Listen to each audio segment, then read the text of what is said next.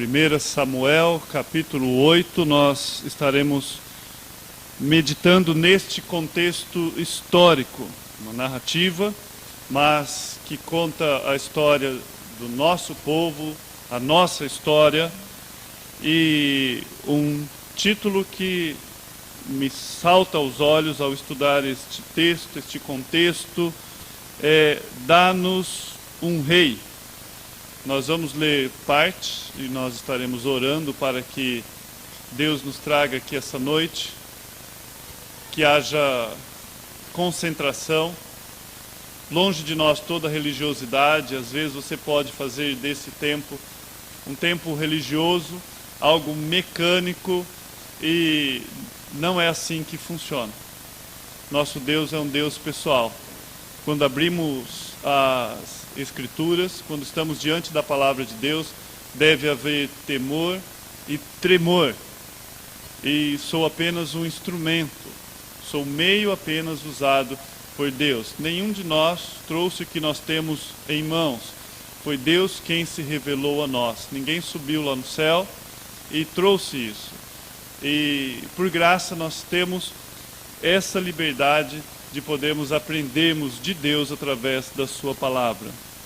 1 Samuel capítulo 8, o verso 1 diz assim: Tendo Samuel envelhecido, constituiu filhos por juízes sobre Israel.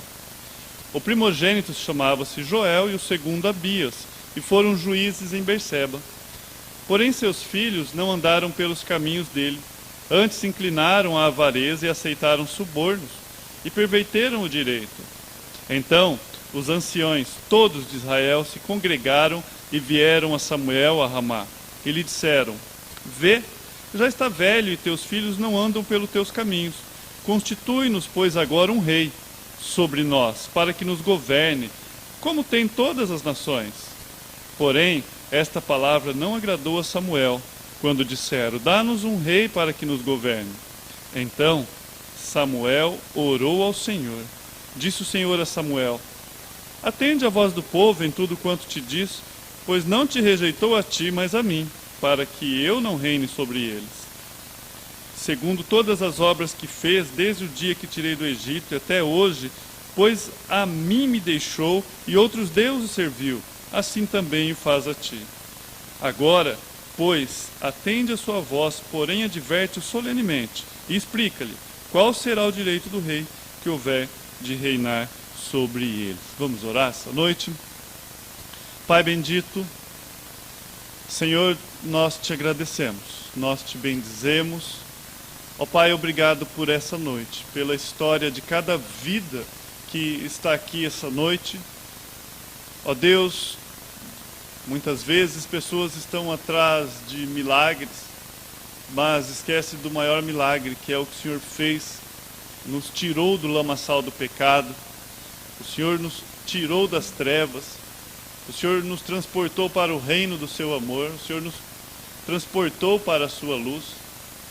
Ó Deus, quero te agradecer essa noite, e por graça. Ó Pai, muitas vezes há entre nós corações atribulados, às vezes mentes confusas, pessoas que não estão aqui essa noite, estão com a mente em outros lugares. Ó Deus, mas o que nos conforta, que nos dá segurança, que o Senhor é imutável, o Senhor não muda. Ó Pai, independente de nós, o Senhor continua governando e soberano.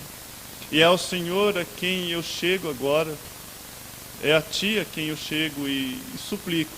Fale conosco através da Sua palavra, Pai, para que haja mudanças em nossas vidas. Ó Pai, essas mudanças sejam direcionamento, para que nós possamos caminhar os caminhos que o Senhor trilhou para nós. Para, Senhor, que nós possamos ser luz nesse mundo, para que o Seu nome seja proclamado por onde quer que nós formos. Nos ajude por graça essa noite. Eu te suplico, Pai, abra nossos olhos, abra o nosso entendimento. Fale conosco, em nome de Seu Filho Jesus. Amém e amém. Samuel foi o último juiz em uma teocracia. O que é uma teocracia? O próprio Deus governando. Quem era o rei? Deus. Deus estava governando diretamente sobre eles. Quando nós vamos em Juízes, nós vemos Deus levantando homens, pessoas muitas vezes falhas, na verdade todas falhas, porque nós sabemos daquilo que o pecado faz em nós, e Deus levantando essas pessoas em momentos específicos.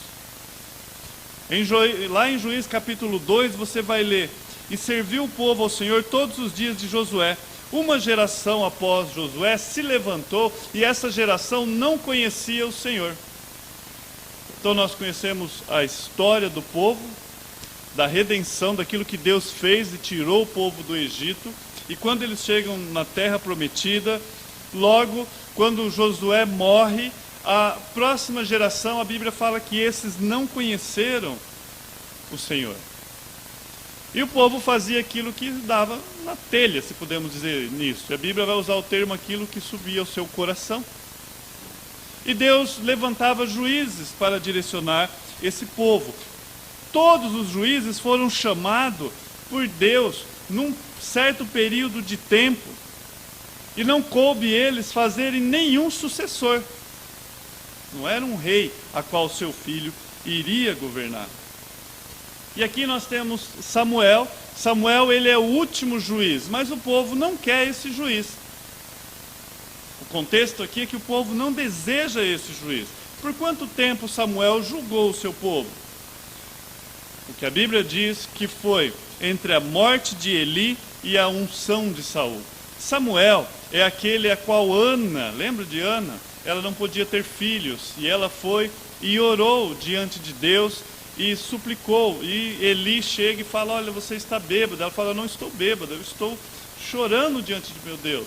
E Eli fala: vai, que o Senhor conceda a sua oração, a sua petição. E após um ano ela concebeu e ela dedicou Samuel para estar ali servindo a Eli. O tempo passou, Samuel cresceu, os filhos de Eli corrompiam a religião da época, se podemos dizer assim. As pessoas iam levar o seu sacrifício lá no templo, e quando chegava lá, esses jovens, além de pegarem o sacrifício para fazer o churrasco deles lá, ainda muitas vezes faziam o que não deviam com as moças lá. Tamanha corrupção que estava aquele tempo, aquela época. E Deus pega e levanta Samuel para restaurar o povo. O povo tinha perdido uma guerra, uma batalha, tinha perdido a arca, Eli tinha morrido, a situação era terrível da nação, e foi nesse contexto que Deus levantou a Samuel. Mas Samuel também envelhece. Então ele julgou. Você encontra também lá em Atos 13, Paulo falando um pouco sobre isso. Paulo fala assim no verso 20 e 21. E depois disso, por quase 450 anos, lhe deu os juízes. Ele vem falando ali do povo sendo retirado do Egito por Deus. E depois ele fala dessa época. Paulo fala, por 450 anos, quase ele fala. Então você imagina que o povo passou 400 anos no Egito. Mas também houve 450 anos que o povo viveu nesse contexto de juízes. Não é pouco tempo, 450 anos. O último juiz, Samuel. E Paulo ele vai dizer, após esses 450 anos, pediram um rei. E Deus lhe deu um rei por 40 anos, a Saul, filho de Cis, homem da tribo de Benjamim. Então Paulo também nos dá aqui algumas coisas que nós não temos. E ele fala, olha, o povo pediu um rei. E Deus deu um rei. Por 40 anos, deu Saul para eles. Quem eram os filhos de Samuel? Paulo diz que Deus levantava juízes, nós vimos. Mas aqui no verso 1, você vai ler, tendo Samuel envelhecido, constituiu seus filhos por juízes. Então Samuel foi e falou, não, eu vou tomar a decisão, eu vou colocar os meus filhos aqui, e já começou a colocar eles para trabalhar. Assim como Eli estava fazendo com os seus filhos, né, trabalhando, Samuel fez isso com os filhos dele. Veja que Paulo não considera os filhos como juízes, porque ele fala, o último juiz é Samuel. Bíblia não considera. Samuel colocou os filhos dele para trabalhar ali como juízes, né? Por juízo sobre Israel. Em Berseba eles já estavam trabalhando, mas a palavra não considera eles como juiz. O último juiz é Samuel. Por quê? Porque você não pode fazer pelo seu filho aquilo que somente Deus pode fazer. Você não pode fazer pelo seu filho aquilo que só Deus pode fazer. Você pode ter uma vida exemplar, você pode orar, pode buscar, pode ensinar, mas se não for a graça bendita de Deus em presentear o seu filho com o dom da salvação, como fez com você, ele continua caminhando para o inferno. E como um religioso. Samuel, ele andou nos caminhos do Senhor, mas os seus filhos não. Mas a Bíblia não chama Samuel de negligente como ela chama Eli. Eli, que esteve antes de Samuel, os dois filhos dele que aprontavam isso no templo, Deus chega para Eli e fala: olha, você não está cuidando dos seus filhos como deveria cuidar. Nós vimos Deus repreendendo Eli, porque Eli não corrigia os seus filhos. Mas nós não vemos o mesmo com Samuel, porque Samuel tinha uma vida íntegra diante de Deus. Samuel andou nos caminhos do Senhor, mas os seus filhos não. Os filhos tiveram oportunidade. Que oportunidade? De ter um pai justo e honesto. Como nós vimos no capítulo 12, nós vamos ver um pedacinho ainda essa noite. O verso 3 vai dizer: porém os seus filhos não andaram pelos caminhos dele, antes se inclinaram à avareza e aceitaram suborno e perverteram o direito. Amados, Deus nos trata como indivíduos. Deus nos trata como indivíduos. Ezequiel capítulo 18, verso 3 vai dizer: a alma que pecar, essa morrerá. No contexto ali a pergunta é: pode os pais comerem uva, chuparem uva e embotar os dentes do filho? E Deus fala: de modo algum. Cada um responde por si. O pai responde por ele, o filho responde por ele. Os filhos de Samuel aceitaram suborno. Buscaram satisfação pessoal, coisas desse mundo e não coisas de Deus. Então, como eles estavam numa certa liderança, e você já imaginou que injustiça, onde você espera justiça, alguém que tem mais dinheiro chega, vai lá e corrompe. Onde o direito deveria ser igual, porque alguém tem mais poder. Eles tiveram opção, e assim são nossos filhos hoje. Eles se enquadram apenas em dois caminhos, como sempre falamos e aprendemos. Filipenses 1, 21, o viver para mim é Cristo. Ou 2, 21, cada um busca o seu próprio interesse e não o de Cristo. E nosso rei sendo Cristo, hoje, os nossos filhos podem tomar tal decisão. Por mais que você busque, por mais que você ensine, o coração deles, inclinado ao pecado, pode levá-los a tomar tal decisão. A nós cumpre clamar, ensinar, plantar, como a Bíblia diz. O lavrador, ele planta na esperança de colheita. E você planta a palavra, e você rega a palavra com lágrimas.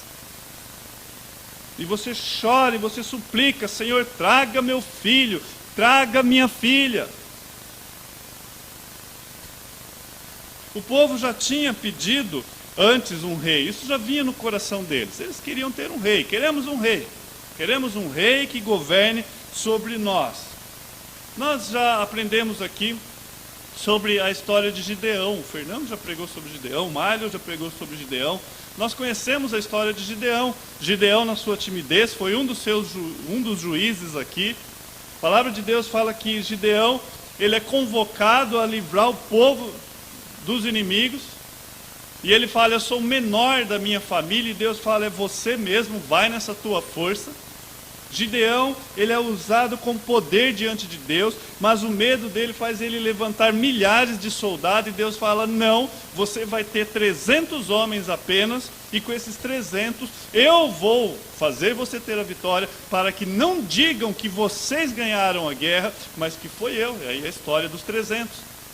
Mas Gideão, quando ele volta da guerra, em Juízes 8, 22, 23, você vai ler, então os homens de Israel disseram a Gideão, domina sobre nós, tanto tu como teu filho, o filho do teu filho, os seus netos, porque você nos livrou da mão dos midianitas, Gideão. Então nós queremos você, nós queremos uma dinastia, nós queremos os seus filhos, os seus netos governando sobre nós. Porém Gideão lhe disse, não, sobre vós eu não dominarei, nem tampouco meu filho vai dominar sobre vocês, o Senhor sobre vós dominará. Gideão fala, o nosso governo aqui é teocrático, é Deus, é Ele quem governa. Então o povo já tinha essa intenção. Mas a voz do povo não é a voz de Deus, não era lá em Gideão, não era aqui em Samuel. E ali em Samuel e lá em Gideão, nós tínhamos Gideão contra uma multidão. Aqui em Samuel nós temos Samuel contra a multidão. Nós estamos na contramão do sistema desse mundo. Nós estamos mais na via, na mão de Deus, que nos conduz à cidade eterna, à maravilhosa recepção, vinde bendito do meu Pai. Então nem sempre, a maioria das vezes, você vai imaginar que você está na contramão, mas não é você que está na contramão, é aquelas pessoas que estão na contramão, porque elas caminham para as trevas, porque o justo caminha para a luz. Não é você que está na contramão. São essas pessoas, porque você caminha para a sua pátria, eternamente com Deus. Mas aqueles homens não queriam segurança em Deus. Eu não quero segurança em alguém que eu tenha dependência de terceiro para chegar, de alguém que eu não veja, de alguém que me dá ordens, que tenha o controle sobre a situação. Eu quero o domínio de um homem, e é o que eles queriam. Amados, o que eles não sabiam, e que algumas pessoas não sabem, ou muita gente não sabe, é que nenhum governo humano vai lhe proporcionar segurança. Nenhum governo humano. O coração do rei é como um rio. É como um rio, controlado pelo Senhor, por Deus. E ele dirige o coração do rei para onde ele quiser. Isso está lá em Provérbios 21. O coração do rei é como um rio nas mãos do Senhor. Ele direciona para onde Ele quiser. Todo o governo, toda a autoridade. Por isso que a Bíblia fala, ore pelos seus líderes. Por isso que a Bíblia diz, nenhuma liderança foi instituída sem a minha autorização. Por isso que Jesus disse, você não tem essa autoridade sobre mim, se não viesse do meu Pai. Nós esquecemos disso e queremos buscar um rei. O salmista, no Salmo 20, verso 7, diz, alguns confiam em carros, outros em cavalos, mas nós confiamos no nome do nosso Senhor Deus. Você está confiando em carros, em cavalos? E aí, palavras que não agradam, verso 6. O verso 6 vai dizer assim, porém esta palavra não agradou a Samuel quando disseram, dá-nos um rei para que governe. Dá-nos um rei para que nos governe. Então Samuel orou ao Senhor. Você já ouviu palavras que não te agradam? É difícil, não é? Você tem um plano, você já arquitetou, vou fazer desse jeito. Aliás, já fiz parte disso, já instituí meus filhos, é desse jeito. Alguém chega e fala, não queremos assim. Não é do seu jeito. Essas palavras não agradaram a Samuel. Palavras que não nos agradam. Deve acontecer o quê? Nos levar à oração. Nos levar à oração. Filipenses 4:6, nós aprendemos em Filipenses: não estejais inquieto por coisa alguma, antes de estar inquieto por aquilo que falaram, que não te agrada. O que devemos fazer? Nós não devemos nos inquietar. Antes, as nossas petições devem ser conhecidas diante de Deus pela oração, pela súplica, que é o rogo, é chegar diante de Deus suplicando, com ações de graça e agradecimento no coração. Deus chega para nós e fala: para de reclamar, de falar de si mesmo, de falar consigo mesmo, aliás. Mas nós queremos tirar satisfação. O eu tenho a minha opinião e ela deve prevalecer. Eu tenho razão, eu tenho os meus direitos. Mas nós lemos aqui: então Samuel orou ao Senhor. Palavras que não nos agradam deveriam nos levar à oração, como vemos em Samuel. Porque nós não lemos no verso seguinte: então Samuel retrucou. Nós não lemos no verso seguinte: então Samuel defendeu os seus filhos. Porque estão falando mal dos meus filhos. Dos meus filhos ninguém rela a mão, ninguém toca, ninguém pode falar dos meus filhos. Vocês falam de todo mundo, mas não venha falar dos meus filhos. Nós não vemos isso. Nós não lemos: então Samuel abandonou os seus irmãos. Tudo bem, não gostam de mim? Eu já não gostava muito de vocês também. Tchau, estou pegando minha mala. Tem um lugar ali do lado que eu posso ir, eu posso servir outro povo. E ó, vocês querem assim, não querem o que temos para hoje? Você também não lê isso. Você não vê Samuel procurando criar facções. Bom, tudo bem, talvez tenha alguém aí, vamos fazer uma votação, e talvez ali nasceria a democracia. Vamos levantar a mão aqui agora, e vamos ver se isso aí, se é todo mundo que quer mesmo. Você também não vê isso. Não vê alguém lutando, brigando por poder. Ou para que a sua família, ou para que os seus filhos adquiram poder. E quão natural é vermos hoje igreja que famílias mandam, em que ficam contando números de assembleia para poder levantar a mão. Tão natural, em tempos tão confusos. Nenhuma liderança existe se ela não for instituída por Deus. Adianta uma pessoa ficar: eu sou, eu vou, eu aconteço. Não. Se ela presta conta diante de Deus, quando há uma rejeição da sua liderança, ela vai falar com quem o comissionou, ela vai falar com Deus. É assim que funciona diante das Escrituras. Obrigado, Fernando. É assim. Mas nós lemos: então Samuel orou ao Senhor. Se você aprender isso essa semana e colocar em prática, quando alguém vier e falar de você, falar algo que você não goste, você agir como Samuel agiu. E pode ser alguém que falou dos seus filhos, que alguém retrucou daquela decisão que você tomou. Antes de você reagir, nós não somos pessoas que reagem, nós somos pessoas que agem, é diferente. Não é uma reação, reação é bateu, levou. É ação, bateu, espera. Segura a mão para não levar outra, eu vou ver o que eu faço com essa situação. Isso é ação, não é reação. Aí ele vai falar sobre a questão deuses e reis. Não é aqui o filme, não.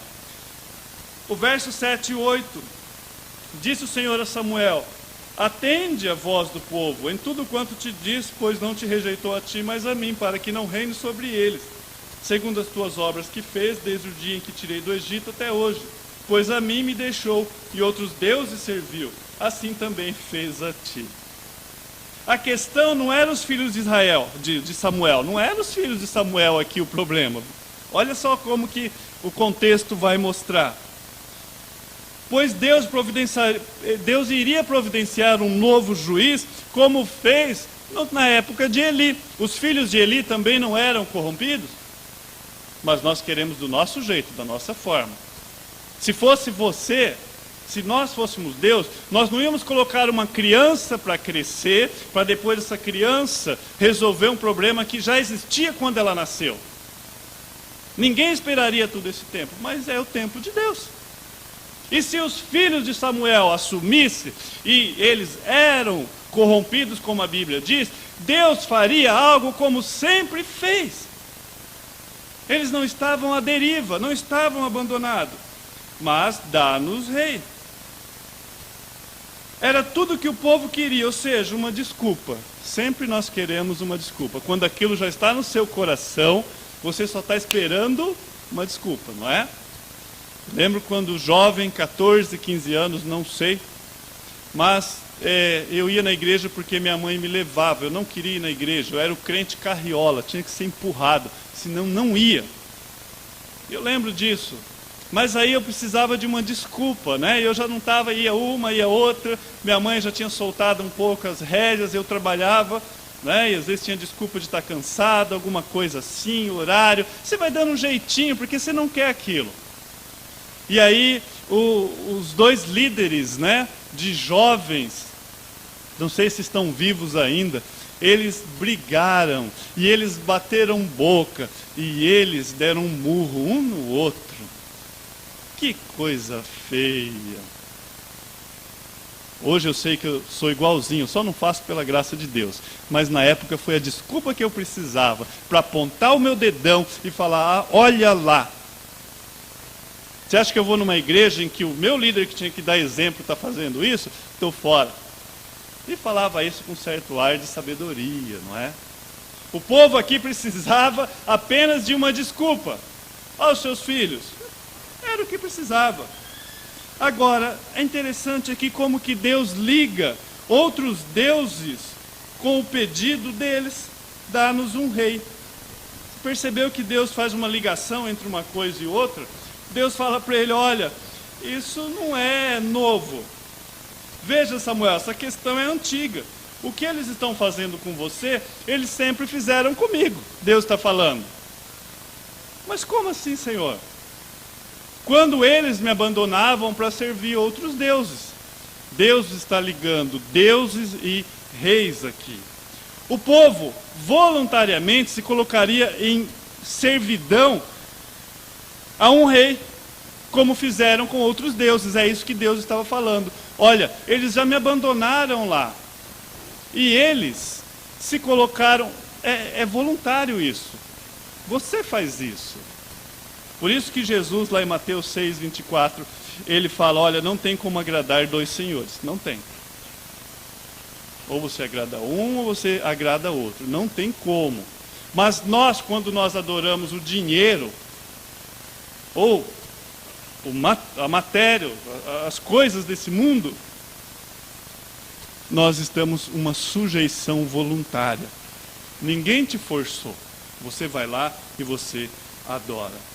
Então Deus pega e faz essa ligação, fala, olha, eles estão pedindo reis, mas eles já fizeram isso comigo, isso não é novidade, eles já vêm fazendo. Agora o que Deus fala para ele no verso 9 e 10? Agora, pois, atende a sua voz, adverte solenemente, explica-lhe qual será o direito do rei que vai governar sobre ele.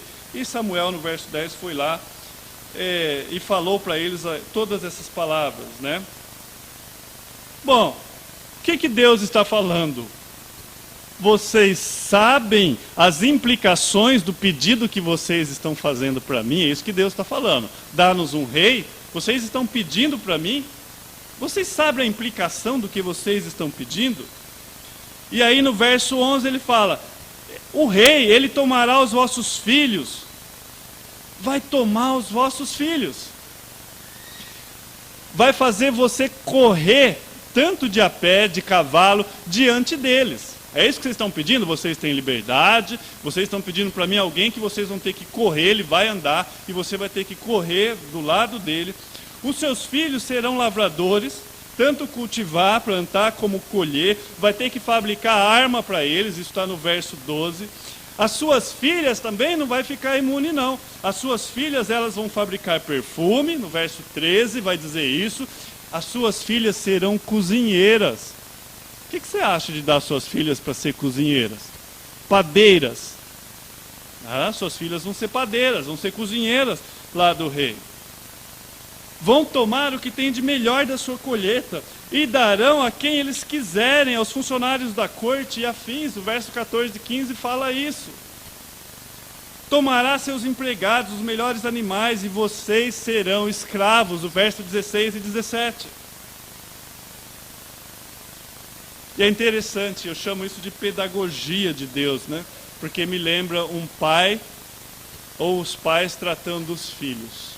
Você já fez isso com o seu filho? Às vezes seus filhos ainda são novinhos, né? Mas vai chegar a idade em que você vai fazer isso. Ó, não faça, estou falando, não vai. Se você for, vai acontecer isso, isso e isso. Eu estou te avisando. Não é para ir. Confia no papai, confia na mamãe. Nós sabemos o que estamos falando. Não vai. Mas a criança, eu quero. E vai fazendo birra. O povo aqui fazendo birra. E aí, olha que interessante, no verso 18, Deus fala, aí vocês vão vir chorando pedindo a minha ajuda e eu não vou ajudar. Os pais não falam isso também? Aí vocês vão vir aqui chorando. Aí aqui, ó, nós não fazemos isso. Como nos lembra, né, os pais? Vocês vão vir. Ainda bem que esse não ajudar não é eternamente, é pela graça. Como os pais também, naquele momento, ele dá uma lição para os filhos, faz o filho ver onde errou. Se o seu filho errou, leve-o aonde errou. Mostre para ele, se riscou a parede, mostra que houve um dano, que alguém vai ter que limpar, faça ele pegar a buchinha, ir lá lavar a parede para ele saber que dá trabalho. Se ele quebrou algo que derrubou na mesa, um vaso que você já tinha avisado, olha, não passa, vai quebrar, cuidado. Caiu, leve-o a pegar todos os cacos e mostre para ele que decisões erradas na vida dele vai gerar situações que não vai ter soluções. Atos inconsequentes podem causar coisas que não tem volta. Olha, filho, esse vaso não tem mais volta. E um dia talvez você não obedeça ao papai, não obedeça o policial, você pode atropelar uma criança, matar uma criança e não ter volta. Vê a pedagogia de Deus ensinando o povo. Vocês querem ir, eu vou dar. Mas vocês voltar, vocês vão voltar, porque eu sei disso. Deus ensinando. No verso 18 ele fala, eu não vou ajudar. Mas no 19, mas o povo não ligou para o aviso de Samuel. Pelo contrário, eles disseram, não adianta, nós queremos um rei sobre nós. Aí por isso que lá no Novo Testamento, você vai ver o Novo Testamento chegando em cima da palavra porfiar, da palavra obstinado, mostrando o nosso coração. Nós teimamos, não, tem que ser do meu jeito, não do jeito de Deus. O povo não ligou. Agora, da onde que eles tiraram essa ideia de um rei? Da onde que eles tiraram? Que negócio é esse? Vocês sempre tiveram juízes. Não é a mesma coisa criança, não é a mesma coisa jovem ou adolescente. De repente ele parece com uma ideia. Não, pai, eu quero fazer isso. Não, mãe, eu quero fazer isso. Sabe por quê? Eles estavam observando. O verso 20 vai dizer assim, para que sejamos também como todas as nações. O nosso rei poderá governar-nos e sair adiante de nós e fazer as nossas guerras. Então, da onde eles tiraram essa ideia? Da internet, é lógico. Eles viram lá que outros povos tinham um rei. É isso? Da onde que eles tiraram essa ideia? Eles estavam observando aquilo que eles não tinham. E não observando aquilo que eles tinham. Eles não tinham olhado aquilo que Deus sempre fez. Eles não tinham olhado que o melhor rei que eles podiam ter é o que a humanidade podia ter. Mas não. Nós trocamos Deus, a fonte inesgotável de água viva, por cisternas rotas. Nós fazemos isso. O pasto do vizinho sempre é melhor do que o nosso, não é? O pasto do vizinho está olhando lá, mas não precisa ser assim, não precisa. Deus permite o povo tomar o seu caminho. Quem começou a leitura esse ano, cronológica, deve estar chegando em Gênesis 30, está lá já, né? E eu estava lendo essa semana, estava vendo o caso de Esaú. No capítulo 26, o verso 34, 35, nós lemos assim. Esaú, com 40 anos, casou-se com 2 mulheres erradas. E nós lemos, elas amarguraram a vida de Isaac e Rebeca. Tomou decisão errada, casou com a mulher errada. Quando Isaac está para morrer, ele chama, porque eram gêmeos, né? E ele chama o seu irmão, que é Jacó, era Jacó e Esaú, e ele ordena: olha, não se case com uma mulher cananeia. Não faça isso. Seu irmão já deu desgosto demais para nós. Será que os filhos estão ouvindo os pais? Será que esse problema é novo? Há milhares de anos nós vemos um casal sofrendo com problemas, por filhos tomando decisões erradas. Mas, amados, a conta vem. A conta vem. No capítulo 12, avança um pouquinho aí e vamos ver o que acontece. Aqui Samuel está prestes a morrer. Deus tinha permitido o povo ter um rei.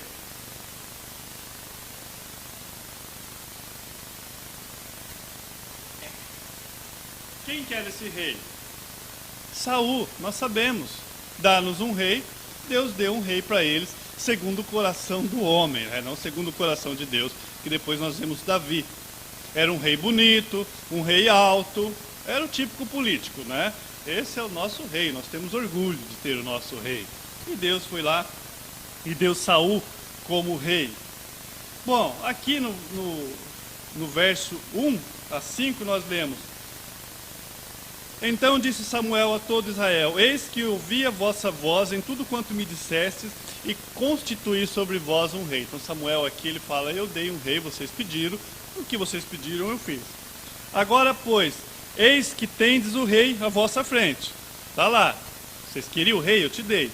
Já envelheci, estou cheio de canos ou cabelos brancos, e meus filhos estão convosco.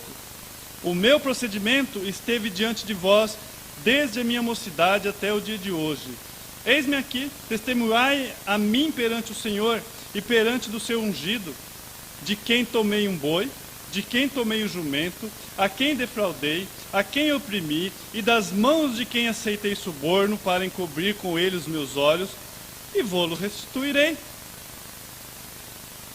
Então responderam: em nada nos defraudaste, nem nos oprimiste, nem tomaste alguma coisa das mãos de ninguém. E ele lhe disse: o Senhor é testemunha contra vós, e o seu ungido, que é o rei, é hoje testemunha de que nada tendes achado na minha mão. E o povo confirmou: Deus é testemunha. O verso de 1 a 5, Samuel está dizendo: eu estou em dia com vocês, mas eu estou em dia com Deus. Está Deus aqui diante de nós como testemunha, e eu coloco Ele diante de vocês. Se eu fiz algo, se eu defraudei, se eu agi de alguma forma errada, esse é o momento. Está aí o ungido que é o rei, esse é o momento, me fale. Porque eu estou diante de Deus, eu estou quitado. Ou seja, eu estou em dia. Beleza, primeiro ponto. Mas vocês não. Ele fala: mas vocês não. A conta de vocês está negativa. O verso 7 ele fala: eu vou lembrar vocês. Vou lembrar vocês o que Deus fez para salvar os seus pais. O verso 8 ele fala: vocês eram escravos do Egito, Deus enviou Moisés e Arão. No verso 9 ele fala: vocês esqueceram de Deus, e Deus permitiu o inimigo vencê-los. No verso 10 ele vai falar: vocês gritaram: Deus, nós pecamos, adoramos outros deuses, livra-nos. No verso 11, o Senhor enviou juízes, inclusive eu, e os livrou da mão do inimigo. Ele fala: deixa eu falar de vocês, eu estou quite, eu não devo para ninguém, mas deixa eu falar de vocês. Deus livrou vocês, vocês se metiam em rascada, vocês gritavam por socorro, Deus sempre levantou juízes. Um deles sou eu, que ele fala Samuel, ele cita o nome dele aqui. Deus sempre fez isso. Agora o verso 12 e 13 ele sentencia: e agora, quando vieram os filhos de Amon, vieram pelejar contra vocês, vocês pediram um rei, ao passo que o Senhor vosso Deus era o vosso rei. Ele fala: vocês pediram um rei, quando Deus era o vosso rei. Aí do 13 ao 16, ele fala: está aí o rei de vocês. Se procederes bem e temerem ao Senhor, bem será. Caso contrário, a mão do Senhor vai pesar sobre vocês e o vosso rei. Está aí a vossa história. E no 17 ao 19 ele fala: vou mostrar o quanto Deus está contente com vocês. Olha a prestação de conta aqui. E aí nós lemos: então, no verso 18, invocou Samuel ao Senhor, e o Senhor deu trovões e chuva naquele dia, pelo que todo o povo temeu em grande maneira ao Senhor e a Samuel.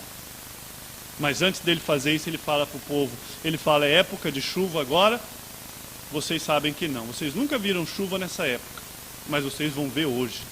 E rogou Samuel, e Deus mostrou o seu poder diante do povo. E o que o povo faz? No verso 19, todo o povo começa a rogar, roga diante de Samuel e diz assim: roga pelos teus servos ao Senhor teu Deus. É interessante, né? Saul também usava esse termo na terceira pessoa. Teu Deus. Percebe o distanciamento de Deus? Não roga ao nosso Deus. Não, roga ao teu Deus. Roga ao teu Deus.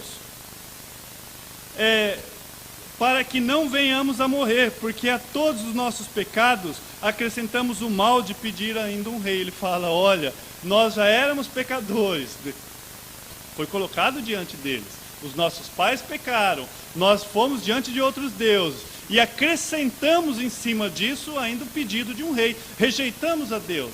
Eles reconheceram o erro. Reconheceram. Então roga. E aí nós vemos a graça infinita de Deus. Sempre. Sempre que houver arrependimento. Sempre. Se confessar os vossos pecados, Ele é fiel e justo. Enquanto o povo, enquanto aquele que se mantém em pé, arrogante, a palavra de Deus fala que Deus abate o orgulhoso, mas Ele estende a mão ao humilde. E aqui eles reconheceram o seu erro. Então, dentro da graça infinita de Deus, o verso 20 você lê: então disse Samuel ao povo: não temais, tendes cometido todo esse mal. No entanto, não vos desvieis de seguir o Senhor, mas servi o Senhor de todo o vosso coração. Ele fala: ainda é tempo de fazer o que é correto. Vocês erraram, reconheceram. Percebe aqui como nós fazemos com os nossos filhos? Vamos começar de novo? Ainda é tempo. Reconheceu, entendeu agora que vocês estão errados? E o verso 21: vocês buscaram em coisas vãs. Pare com isso que ele está dizendo. O verso 22 ele fala: Deus não vai desampará-los. Sabe por quê? Não é por causa de vocês, é por causa do nome dele. Ele tem um povo e ele vai honrar esse povo, é o que ele fala no verso 22. E no verso 23 ele fala: eu tenho uma responsabilidade quanto a vocês. Não é brigar com vocês, bater de frente, fazer birra quando vocês vão contra a minha pessoa. A responsabilidade dele é chegar diante de Deus e clamar, porque ele fala: quanto a mim, longe de mim que peque contra o Senhor, deixando do quê? De orar por vós. Antes vos ensinarei o caminho bom e direito. Ele fala: eu vou orar por vocês e vou ensiná-los o caminho bom e direito. E ele termina no 24 e 25. Tão somente, pois temei ao Senhor, ao temor do Senhor, e serviu fielmente de todo o vosso coração, pois vede quão grande coisas vos fez. Ele fala assim: olha o que vocês precisam fazer. Deve haver o temor de Deus no coração de vocês e lembrar aquilo que Deus fez com você. Aquilo que Deus fez conosco. É isso que Paulo vai falar lá em Atos, quando ele conta essa história, ele remete ao passado: olha o que Deus fez, o que o povo fez. É isso aqui que Samuel faz com eles. Deus levantou juízes, inclusive eu, para livrar vocês, é o que ele está falando. Vede que coisas grandiosas Deus fez com vocês, e até trouxe agora, está tratando. E no 25, agora se vocês vão continuar fazendo mal, vocês vão perecer, tanto vocês como o vosso rei. Ponto. E aí, trazendo para o dia de hoje, Milhares de anos se passaram e nós estamos aqui diante desse mesmo Deus. Esse Deus não mudou. Aquele Deus que tratou esse povo é o mesmo Deus que nós temos hoje. Agora, Ele providenciou para nós o nosso juiz e rei, Jesus Cristo, Rei dos Reis. Deus providenciou para nós. Ele providenciou para você. Ele providenciou o seu rei. Qual que é o desafio? Não vamos trocá-lo por coisas vãs, segundo o nosso coração enganoso. E quanto que nós trocamos a Cristo por outras coisas? Nós servimos um Deus que direciona o seu povo, e nós somos esse povo. Deus nos direciona, Ele alerta, Ele instrui, corrige e socorre o que são os seus. Porque nós vivemos na era da graça do nosso Deus. E Ele vem essa noite e fala, ainda é tempo. O nosso rei é Jesus. E que nós possamos orar, que venha a nós o vosso reino, e seja feito a sua vontade, tanto na terra como no céu. Vamos orar essa noite, agradecer a Deus por mais essa porção. Pai bendito, nós te louvamos. Obrigado por tão preciosa lição. Pai, nós somos feitos da mesma massa desse povo, contexto diferente. Milhares de anos se passaram, mas tão rápido nós trocamos o Senhor por outras coisas, ó Pai. Ó Deus, nosso coração é inclinado a fazer o mal. Ó Pai, mas o Senhor já nos tratou isso. E o Senhor nos chama de nova criatura. E o Senhor diz que o pecado não tem domínio mais sobre nós, ou seja, nós temos domínio sobre o pecado. Ó Pai, bendito o dia em que o Seu Filho morreu na cruz para salvar os nossos pecados. Ó Deus, e nós temos um Rei. Ó Pai, que Jesus Cristo possa ser o governo da nossa vida. Ó Pai, tão facilmente nós esquecemos quem é o Senhor. Tão facilmente nós esquecemos que nós devemos se sujeitar ao Senhor tão somente. E da mesma forma como o Senhor ligou deuses e reis, da mesma forma como o Senhor ligou dinheiro a deuses também, ó Pai, da mesma forma nós podemos estar trocando o Senhor por coisas desse mundo. Olhamos para esse povo e podemos muitas vezes ver nós mesmos aquilo que nós fazemos. As nossas reclamações muitas vezes clamamos, dá-nos um rei. As nossas atitudes muitas vezes fazem com que nós agimos contrário àquilo que o Senhor tem para nós. As nossas desconfianças, ó Deus, faz com que nós não confiamos ao Senhor. Ó Pai, obrigado pela Sua palavra. Nos ajude quanto aos nossos filhos. Ó Deus, que um dia os nossos filhos estiverem fora da Sua vontade, que nós não possamos ser cobrados como negligentes, mas que nós possamos ser tidos como Samuel e dizer, estou quite diante de Deus. Obrigado, Senhor, pela Sua infinita graça. Nós te louvamos e consagramos essa semana tão somente a Ti, em nome do Seu Filho Jesus. Amém e amém. Louvado seja Deus por mais essa porção. A comunhão faz parte do culto.